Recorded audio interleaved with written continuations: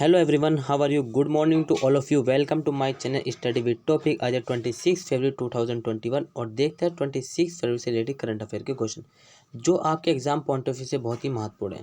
And PDF का link मैंने आपको डिस्क्रिप्शन में दे दिया, वहाँ से आपने डाउनलोड कर लिया। और जो न्यू स्टूडेंट्स है वो चैनल को सबसे पहले सब्सक्राइब कर दे एंड चैनल को शेयर करना ना भूलें। सो बात करते हैं सबसे पहले क्वेश्चन ऑफ द डे की, जो मैंने आपको दे दिया। क्वेश्चन ऑफ द डे, युवा Bharat the heroes of today पुस्तक किसने लिखी है? सो युवा Bharat the heroes of today पुस्तक किसके द्वारा लिखी गई है? ये लिखी गई है देवीर सिंह भंडारी। सो देवीर सिंह भंडारी ने युवा Bharat the heroes of today पुस्तक लिखी है, ये आपने याद रखना। बात करते हैं हम नेक्स्ट क्वेश्चन की। संपूर्ण भारत में केंद्रीय उत्पाद शुल्क दिवस कब मनाया गया? सो केंद्रीय उत्पाद शुल्क दिवस संपूर्ण भारत द्वारा 24 फरवरी को मनाया गया। So A will be the right answer. बात करते हैं अब नेक्स्ट क्वेश्चन की।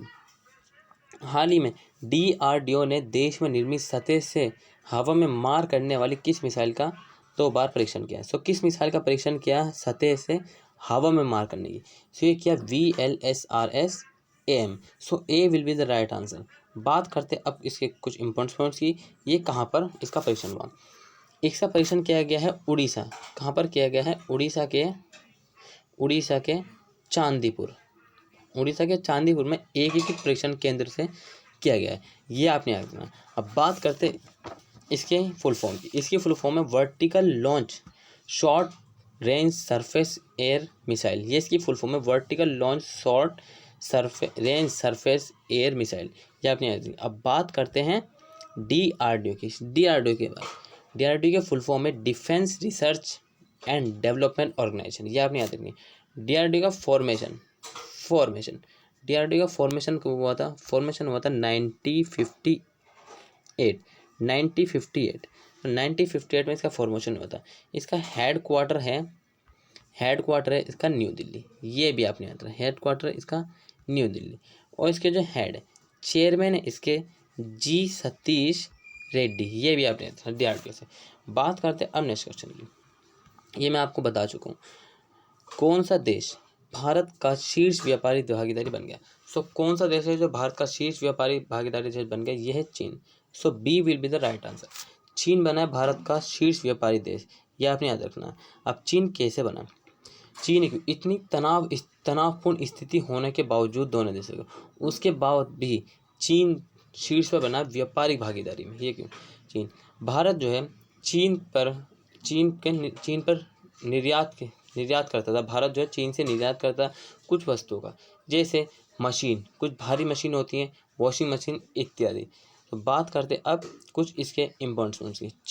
चीन की कैपिटल है बीजिंग, ये आपने याद रखना। चीन के प्रेसिडेंट है शी जिनपिंग। करेंसी यहाँ की रेन मिन भी, ये भी आपने याद रखना। एंड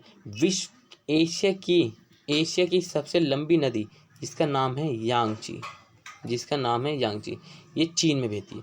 और एशिया की दूसरी सबसे लंबी नदी का नाम है पीली रिवर, ये भी चीन में। और ये जो है विश्व की यांगची विश्व की तीसरी नंबर की नदी है, तीसरी सबसे लंबी नदी है।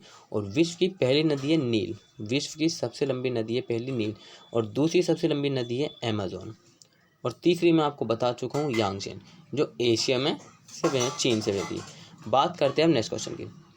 भारत के द्वारा चंद्रयान 3 की लॉन्चिंग कब की जाएगी? सो चंद्रयान 3 की लॉन्चिंग भारत के द्वारा 2022 में की जाएगी। So A will be the right answer. और 2022 में ही गगनयान की भी लॉन्चिंग की जाएगी। सो इन दोनों की लॉन्चिंग की जाएगी 2022 में। अब बात करते हैं भारत की एजेंसी के बारे में। भारत की एजेंसी का नाम है इसरो फुल फॉर्म है इंडियन स्पेस रिसर्च ऑर्गेनाइजेशन, ये आपने याद रखना। इसरो का हेड क्वार्टर है इसरो का बेंगलुरु कैपिटल ऑफ कर्नाटक। बेंगलुरु को ही सिलिकॉन सिटी कहा जाता है, ये भी आपने याद रखना। और फॉर्मेशन हुआ था इसका 1969, ये भी याद रखना। इसके चेयरमैन है के शिवान, ये भी आपने याद रखना। बात करते हैं अब नेक्स्ट क्वेश्चन की। हाल ही में चर्चित में रहा अंतर्राष्ट्रीय परमाणु ऊर्जा एजेंसी का मुख्यालय कहाँ पर है? सो अंतर्राष्ट्रीय परमाणु ऊर्जा एजेंसी का मुख्यालय वियना में। वियना कहाँ पर है? वियना है ऑस्ट्रेलिया में, ये आपने याद रखना। इसका मुख्यालय वियना में, किसका? अंतर्राष्ट्रीय परमाणु ऊर्जा है, ठीक है। और इसका फॉर्मेशन हुआ था 7 जुलाई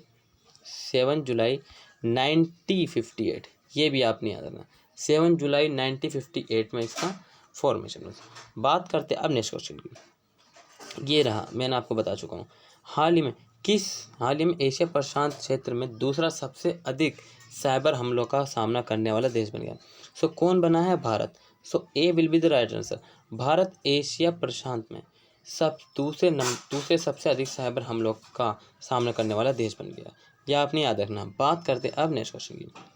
हाल ही में भारत ने किस देश के साथ $100 मिलियन का ऋण समझौता किया? सो भारत ने किस देश के साथ किया है $100 मिलियन का समझौता? ये किया गया है Mauritius. So A will be the right answer, Mauritius. बात करते हैं मॉरिशस के कुछ इंपॉर्टेंट पॉइंट की। मॉरिशस की कैपिटल है पोर्ट लुइस है मॉरिशस की कैपिटल, ये आपने याद रखना। करेंसी है इसकी मॉरिशस रुपया। प्रेसिडेंट है इसके पृथ्वीराज सिंह रुफीन। और प्राइम मिनिस्टर है यहाँ के प्रविंद्र जगन्नाथ, ये आपने याद रखना। अब इसी से रिलेटेड करें तो हाल ही में भारत ने मालदीव के साथ $50 मिलियन का समझौता किया। ये भी आपने ऋण देने का समझौता किया, ये भी आपने याद रखना। अब बात करते हैं नेक्स्ट क्वेश्चन की। हाल ही में किस राज्य सरकार ने माइक्रो कंटेनमेंट जोन बनाने का निर्णय लिया? सो माइक्रो कंटेनमेंट जोन बनाने का निर्णय बिहार सरकार द्वारा लिया गया। So A will be the right answer. Bihar की कैपिटल है पटना, ये आपने याद रखनी है, पटना। अब ये कंटेनमेंट जोन है क्या? छोटे छोटे जोन बनाए जाएंगे जिससे कि कोरोना को कवर किया जा सके, ये आपने याद रखना। बात करते अब नेक्स्ट क्वेश्चन की। हाल ही में किस राज्य सरकार ने महिला को 15,000 रुपये देने का निर्णय घोषणा की? तो किसने घोषणा की है 15,000 रुपये देने की घोषणा महिलाओं को? ये की गई आंध्र प्रदेश द्वारा। So B will be the right answer. बात करते हैं आंध्र प्रदेश के कुछ इंपॉर्टेंट पॉइंट्स। आंध्र प्रदेश की 3 कैपिटल है। नंबर 1 अमरावती, ये इसकी लेजिस्लेटिव कैपिटल है, और इसकी एग्जीक्यूटिव कैपिटल है विशाखापट्टनम, और इसकी कुर्नूल है जुडिशरी कैपिटल है इसकी कुर्नूल, ये आपने याद रखना। इसके चीफ मिनिस्टर हैं जगन मोहन रेड्डी, ये भी आपने याद रखना। गवर्नर यहाँ के विश्वभूषण हरिचंद्र, ये आपने जो है आंध्र प्रदेश के कुछ इंपॉर्टेंट पॉइंट्स को याद रखना। अब बात करते हैं नेक्स्ट क्वेश्चन की। वार्षिक लोक कला त्योहार उत्सव किस राज्य में मनाया गया? सो वार्षिक लोक कला उत्सव, ये आप इसका आंसर आपको कमेंट बॉक्स में कर देना गाइस, कमेंट बॉक्स में करना आपको इसका आंसर। और आज की क्लास यहीं खत्म होती है। अगर आपको क्लास अच्छी लगी तो प्लीज़ लाइक एंड सब्सक्राइब करना ना भूलें, एंड डेली करंट अफेयर देखना ना भूलें, और क्लास को ज़्यादा से ज़्यादा शेयर करें जिससे कि हर विद्यार्थी इस क्लास का लाभ उठा सकते हैं। Take care, bye bye, all the best, have a nice day. मिलते हैं नेक्स्ट क्लास में।